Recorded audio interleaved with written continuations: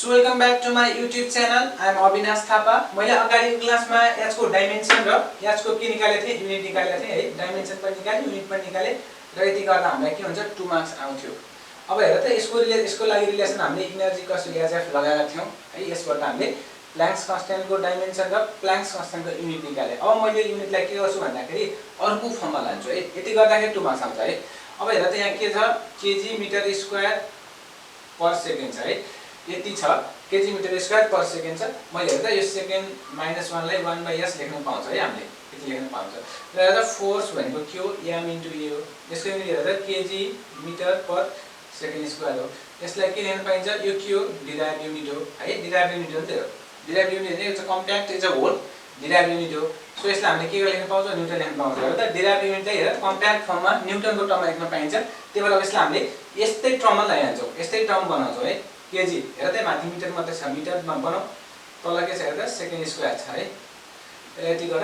अब यसलाई यो बनाउनलाई के कुराहरु थप्नुपर्छ के कुराहरु निकाल्नुपर्छ हेर है त माथि केजी छ केजी यहाँ भयो मिटर स्क्वायर छ मिटर मात्रै छ। अब यसलाई के मल्टिप्लाई गर्नु पर्यो मिटर स्क्वायर यस्तै बनाउनु पर्दैन। अनि हेर्दा तल सेकेन्ड मात्रै छ अब यहाँ सेकेन्डले मल्टिप्लाई गर्यो सेकेन्ड काट्यो यो भयो metre metre metre square kg है यो भनेको के हो एउटै हो यो भनेको र यो भनेको के हो एउटै हो है। अब यसलाई के लेख्न पाइयो हेर त न्युटन यो यति भनेको न्युटन लेख्न पाइयो र मिटर सेकेन्ड है यहाँ मिटर छ सेकेन्ड छ यति लेख्न पाइयो। अझै हामीले हेर त वर्क डन भनेको के हुन्छ f * d हो। f भनेको के हो न्युटन हो d भनेको के हो न्युटन मिटर हो। अब यहाँ न्युटन मिटरलाई के लेख्न पाउँछ हेर त यो न्युटन मिटर भनेको फेरि के हो जुल हो है। वर्क डनको युनिट भनेको जुल हैन न्युटन मिटर भनेको जुल त हो नि जुल सेकेन्ड हेर त। अब प्लाङ्क्स कन्स्ट्यान्टको मैले कतिवटा युनिट निकाले हेर त 3टा युनिट निकाले है प्लाङ्क्स कन्स्ट्यान्टको 3टा युनिट निकाले। यो कुराहरु कहिलेकाहीँ हामीलाई चाहिन्छ त्यही भएर मैले निकालेको है। अब हेर त म एउटा कुरा के भन्छु भन्दाखेरि जस्तो हामीले यसको लागि चाहिँ हैन यसको लागि चाहिँ हामीले डाइमेन्सन अफ h र डाइमेन्सन अफ h र युनिट अफ h है दुवै कुरा निकाल्यौं। अब हेर त यहाँ LHS मा पनि एउटा टर्म छ है RHS मा पनि के छ एउटा मात्रै टर्म छ। यस्तो केसमा हामीले प्रिन्सिपल अफ होमोजेनिटी है प्रिन्सिपल अफ होमोजेनिटी नलगाउँदा पनि हामीले सल्भ गर्न सक्छौं है। मैले के गरेको छु भन्दाखेरि सुरुमा यो यसलाई सुरु गर्दाखेरि मैले principle of homogeneity according to the principle of homogeneity भनेको छु त्यो भन्न नै पाइयो है। तर यो एउटा टर्म भएको केसमा है LHS मा पनि एउटा टर्म RHS मा पनि एउटा टर्म छ भने त्यस्तो केसमा चाहिँ हामीले होमोजेनिटी नलागिन पनि गर्न सकिन्छ। कसरी गर्न सकिन्छ हेरौँ है त ल यहाँ चाहिँ राखौँ है। अब यो यसलाई राखेस के हुन्छ यस पछाडी है यो यहाँ चाहिँ राखे पछाडी के हुन्छ E/F लेख्न पाइयो है। अब डाइमेन्सन अफ h भनेको के हुन्छ डाइमेन्सन अफ E अनि divide by dimension of f है यति लेख्न पाइन्छ है। अब डाइमेन्सन अफ h निकाल्नु पर्ने छ। डाइमेन्सन अफ E भनेको हेर त अगाडिको केसबाट mlt - 2 ml2 t - 2 र डाइमेन्सन अफ t भनेको डाइमेन्सन अफ f भनेको t - 1 हो। सो हेर त ml2 t - 1 हेर त यहाँ -2 छ यो माथि जाँदाखेरि के हुन्छ +1 हुन्छ र -t हुन्छ। हेर त डाइमेन्सन अफ h पनि हामीले निकाल्यौं है। हाम्रो होमोजेनिटी नलागे पनि हुन्छ है एउटा टर्म LHS मा पनि एउटा टर्म छ RHS मा पनि एउटा मात्रै टर्म छ भने के हुन्छ होमोजेनिटी नलाउँदा पनि यसरी डाइमेन्सन निकाल्न सकिन्छ। तर मैले होमोजेनिटीमा बानी पार्नु पर्ने छ त्यही भएर मैले होमोजेनिटीको प्रिन्सिपल लगाएर गरेको है। सो यति भएपछि हाम्रो हेर त हाम्रो यति भएपछि अब यसको डाइमेन्सन हाम्रो सक्यो युनिट पनि सक्यो है। अब हामी क्वेशन गर्छौं है एनईबी क्वेशन 0 हेर त मैले यहाँ अस्मिताको क्वेशन ब्याङ्क है अस्मिताको क्वेशन ब्याङ्क छ मसँग म यसबाट चाहिँ सल्भ गर्छु है। 069 मा है 069 मा के छ भन्दाखेरि फाइन्ड द 069 मा के छ भन्दाखेरि find the dimension of Planck's constant dimension of Planck's constant है। हामीलाई प्लाङ्क्स कन्स्ट्यान्टको डाइमेन्सन सोधेको छ है यादको सोधेको छ र हामीले के रिलेसन दिएको छ भन्दाखेरि द गिवन इक्वेसन है द गिवन इक्वेसन भनेको के छ हेर त लैम्डा = h/p। अहिले के थियो अहिलेको अगाडिको केसमा के थियो एनर्जी = hf थियो है। अगाडिको क्वेशनमा हाम्रो रिलेसन यस्तो थियो। अब अहिलेको क्वेशनमा हेर त रिलेसन यस्तो दिएको छ है यस्तो दिएको छ र प्लाङ्क्स कन्स्ट्यान्टको डाइमेन्सन निकाल भनेको छ। जहाँ ल्याम्डा भनेको वेभलेन्थ है जहाँ ल्याम्डा भनेको वेभलेन्थ र p भनेको के हो मोमेन्टम हो रे है p भनेको मोमेन्टम र ल्याम्डा भनेको वेभलेन्थ छ। हामीले प्लाङ्क्स कन्स्ट्यान्टको डाइमेन्सन निकाल्नु पर्ने छ है।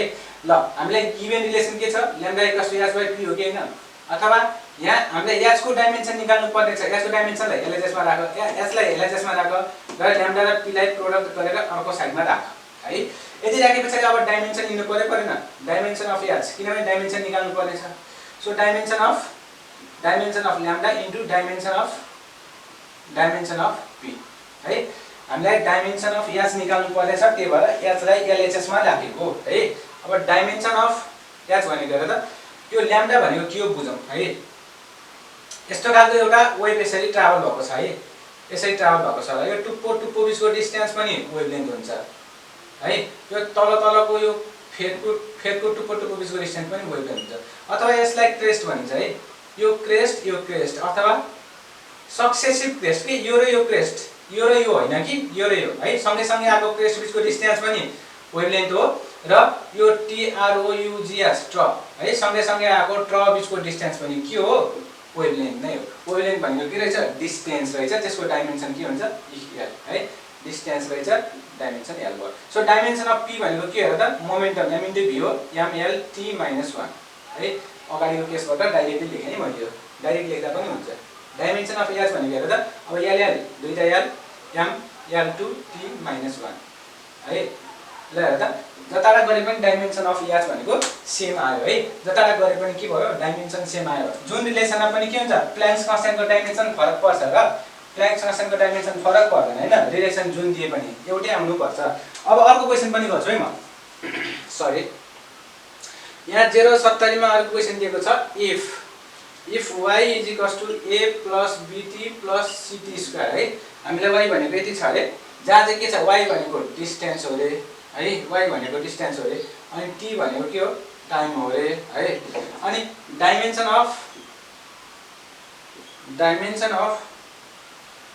Of c and unit, c को डाइमेन्सन पनि निकाल, c को युनिट पनि निकाल भनेर भनेको छ है। ल हामीले के रिलेसन दिएको छ हेर त। अब हामीले दिएको relation y = a + bt + ct² है। a + bt + ct², यो भनेको के हो? डिस्टेन्स हो रे, यो भनेको के हो? टाइम हो रे। हामीले चाहिएको डाइमेन्सन यो के हो? c को डाइमेन्सन चाहिएको। अब यसमा हेर त, यसमा अब हेर त, टर्म्सहरु धेरै छ नि त, टर्म्सहरु धेरै छ। LHS र RHS मा एउटा भन्दा बढी टर्म्स हुने बित्तिकै के लाउँछ? होमोजेनिटी लाउनु पर्छ है। According to principle of homogeneity है। According to the principle of homogeneity ले के भन्छ भन्दाखेरि यो LHS मा भएको टर्म्सहरुको डाइमेन्सन्स र RHS मा भएको टर्म्सहरुको डाइमेन्सन बराबर हुन्छ अथवा सेम हुन्छ है। The dimension of each terms on LHS and the dimension of each terms on the RHS are same. यो LHS हो है, यो RHS हो। यसमा कति टर्म छ? एउटा, दुईटा, तीनटा टर्म छ, तर लेफ्ट साइडमा के छ? एउटा मात्रै टर्म छ है। राइट साइडमा तीनटा टर्म छ, LHS मा एउटा टर्म छ है। Dimension of each terms on LHS and the dimension of each terms on RHS must be same. Same हुनुपर्छ रे। यसको लागि के हुनुपर्छ भन्दाखेरि अब यसको डाइमेन्सन भनेको योसँग पनि बराबर हुनुपर्छ रे, योसँग पनि बराबर हुनुपर्छ रे, योसँग पनि बराबर हुनुपर्छ रे। त्यो कारणले गर्दाखेरि डाइमेन्सन अफ y भनेको योसँग पनि बराबर हुन सक्छ, योसँग पनि बराबर हुन सक्छ, यो पनि यससँग पनि बराबर हुन सक्छ। हाम्रो केसमा चाहिँ के छ? डाइमेन्सन अफ c निकाल भनेको छ। त्यो कारणले गर्दाखेरि योसँग बराबर गरेर यससँग बराबर गरेर देखाउनु परेन। हामीसँग डाइरेक्टली के गर्नु पर्यो भन्दाखेरि डाइमेन्सन अफ ct², किन भन्दाखेरि हामीले c निकाल्नु पर्ने छ नि त, अरुसँग त कन्सर्नै छैन। तर होमोजेनिटीले के भन्छ? यसको डाइमेन्सन भनेको योसँग पनि बराबर हुन्छ रे, यसको डाइमेन्सन योसँग पनि बराबर हुन्छ, यसको डाइमेन्सन योसँग पनि बराबर हुन्छ रे। तर हामीले निकाल्नु पर्ने क्वेशनमा के छ? c को डाइमेन्सन छ, त्यही भएर हामीले कन्सर्न थर्ड केससँग के छ? थर्ड टर्मसँग मात्रै कन्सर्न भएको कारणले गर्दाखेरि थर्ड टर्म मात्रै लिएको है।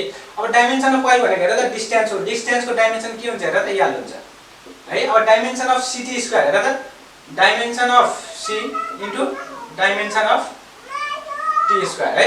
अब हेर त, यस्तो हुन्छ, डाइमेन्सन अफ y भनेको त लेन्थ भइहाल्यो हैन। डाइमेन्सन अफ c भनेको डाइमेन्सन अफ c नै राखौं है, डाइमेन्सन अफ c राखौं है। अब डाइमेन्सन अफ टाइम भनेको हेर त, डाइमेन्सन अफ टाइम भनेको सेकेन्ड हुन्छ कि हैन।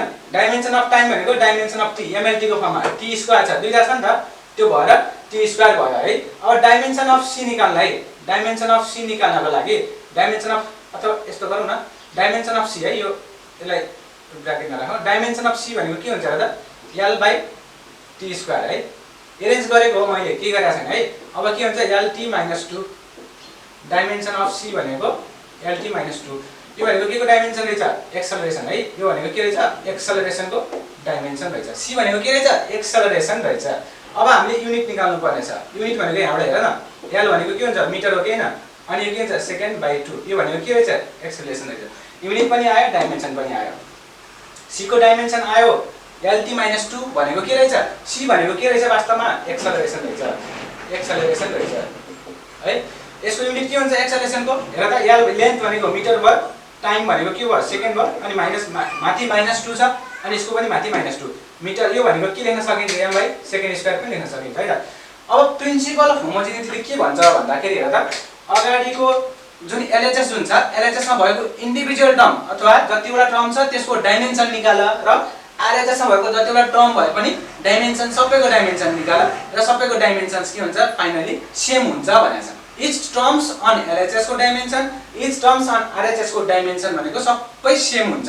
भन्छ त्यो कारणले गर्दाखेरि त्यति होमोजेनिटी त्यति भनिसके पछाडी अब हामीले के लेख्न पाइयो त भन्दाखेरि यसको डाइमेन्सन भनेको यससँग बराबर हुनु पर्यो यसको डाइमेन्सन भनेको यससँग बराबर हुनु पर्यो यसको डाइमेन्सन भनेको यससँग पनि बराबर हुनु पर्यो हामीलाई सोधेको छ सी को डाइमेन्सन निकाल्नलाई त्यही भएर हामी कन्सर्न यो भनेको थर्ड टर्मसँग मात्रै कन्सर्न भएको है त्यो कारणले गर्दा डाइमेन्सन अफ y लेख्न पाइयो डाइमेन्सन अफ ct स्क्वायर सँग बराबर हुनुपर्छ according to principle of homogeneity है अब त्यो भएपछि हामीले यहाँ डाइमेन्सन राख्यौं डाइमेन्सन अफ c राख्यौं डाइमेन्सन अफ t स्क्वायर राख्यौं अब l भनेको हेर त डाइमेन्सन अफ y भइहाल्यो डाइमेन्सन अफ c भनेको डाइमेन्सन अफ c निकाल्नु पर्ने छ इन्टु अनि यो हेर dimension of t square dimension of t square भनेको हेर त टाइमको डाइमेन्सन भनेको mlt को फर्मुला लानु पर्यो t को पावर 2 है दुईटा t स्क्वायर एउटा t भनेको y t हुन्थ्यो अब यहाँ t स्क्वायर भएको कारणले गर्दाखेरि t स्क्वायर भएको है यो अब डाइमेन्सन अफ c भनेको हेर त एक्सेलरेसनको डाइमेन्सन आयो र युनिट भनेको के भयो मिटर पर सेकेन्ड स्क्वायर भयो सो यति डाइमेन्सन गरौँ र फर्दर अगाडिको क्लासमा हामी फर्दर जान्छौं